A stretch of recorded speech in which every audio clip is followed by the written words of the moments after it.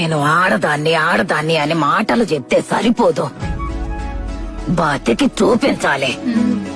ఒక ఆడది ఎట్టా బతికి బట్ట కట్టాలో నేర్చుకోవాల్సిన రహస్యం.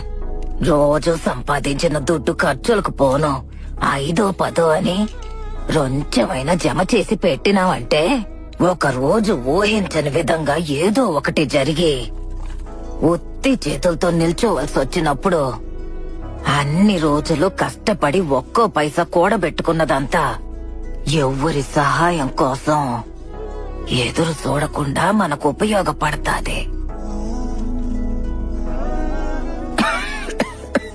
ఒక మనిషి సంతోషంగా ఉండడానికి దుడ్డు కావాలో లేదో నాకు తెలీదు, కానీ మర్యాదగా ఉండడానికి దుడ్డు కావాల్సిందే. జీవితంలో బతకడానికి ఎవరైనా దుడ్డు అవసరం లేదు అని చెప్పినారంటే వాళ్ళకి దుడ్డు సమస్య లేకుండా బతుకుతున్నారు కాబట్టి అట్టా చెప్తున్నారని అర్థం. అట్టంటోళ్ళ మాటలిని మీరు కూడా అట్టాగే బతికినారంటే ఎట్టాగే అమ్మ నగలు దాచిపెట్టినాదా, అయ్యా అమ్మ సొత్తు ఇవ్వకపోతారా అని పక్క వాళ్ళని అడుక్కుంటూ తిరగాల్సి వస్తుంది.